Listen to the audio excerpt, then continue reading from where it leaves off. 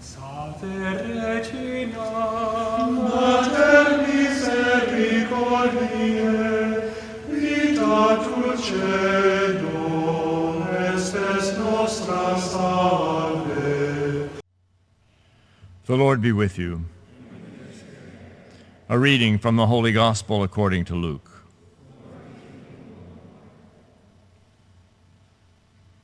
Great crowds were traveling with Jesus, and he turned and addressed them. If anyone comes to me without hating his father and mother, wife and children, brothers and sisters, and even his own life, he cannot be my disciple. Whoever does not carry his own cross and come after me cannot be my disciple. Which of you wishing to construct a tower does not first sit down and calculate the cost to see if there is enough for its completion?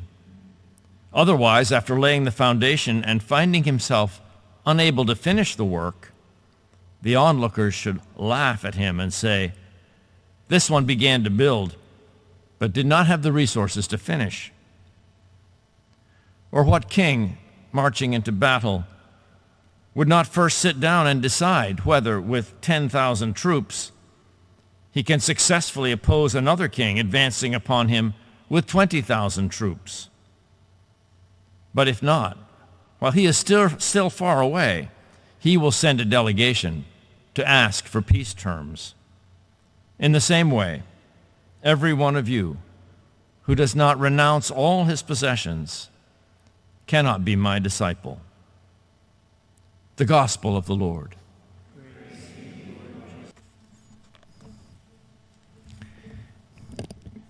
The Gospel of Luke brings in a strong word that could shake us up.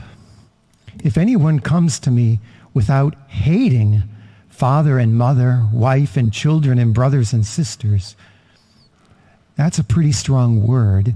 However, in the official translation from the Hebrew Scriptures and the Greek, all this, the word hate is not quite the way we look at it.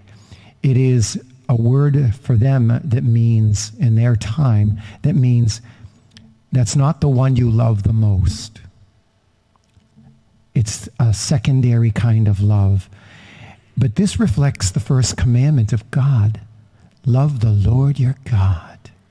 That's the first commandment. Why is that? Why is Jesus insisting on this? Because when we enter into the love of God, we have the truth of what love really is. And we function according to God's definition of love, not my brother's definition of love, not my sister's definition of love. But the love of definition is defined by God himself.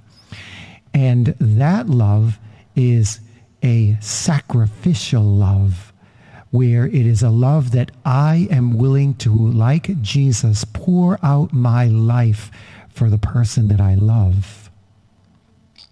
And so this fullness of love that we find in God is where we have to be. And it takes on kind of a fleshy experience when you get to this next word. Take up your cross. If you can't take up your cross, you're not worthy to be my disciple. Why? Because love is hard work. How many of you married couples would agree with me on that? Yeah, okay. Thank you for affirming the truth. One of the best books that I've ever read on psychology was the most simple.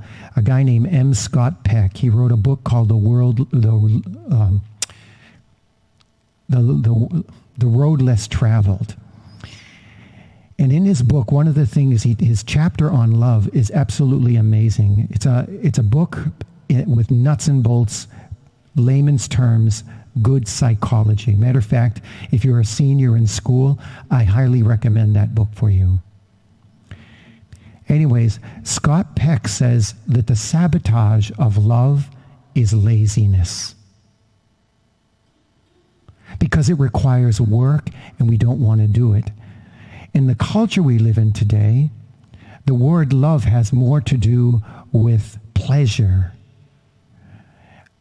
and amusement with each other. And often that causes a violation of the dignity of the person you want to love, because they become a utensil of, they become a tool for you. And that is not acceptable, that we take advantage of. And so God loves us, and you could see this also in the way a family is supposed to work. When a husband and a wife are loving one another properly, maybe with ups and downs, the children see this, and that becomes their model for loving. And so little Johnny, after a while, learns that, when I get married, I want to be married to a woman like my mother. There's nothing wrong with that, because the model has been revealed.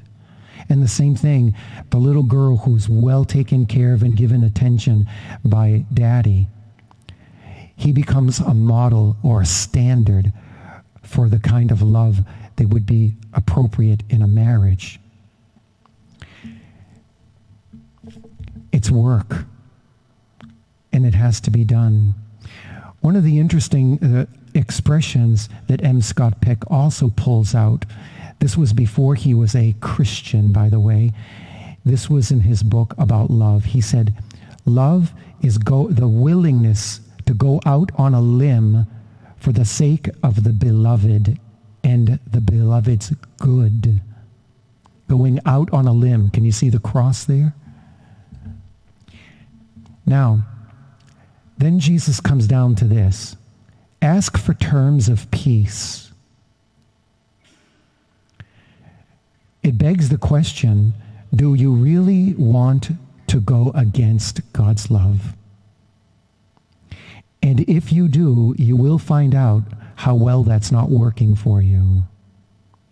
Especially as we try to place ourselves in a culture of Christian love. Do we really want to end up like the prodigal son in the pigsty? Or do we decide to love and going to the Father for reconciliation? Terms of peace, it's better to surrender to Christ, who died on the cross to save us. And then Jesus says, renounce all possessions. He's asking for us to be willing to abandon anything that would displease the love of God. Anything that we would be making us separated from God himself. And so we aspire then to the love of God as we see it in Jesus Christ. Regina Celi, letare, alleluia, qui aquam meruisti portare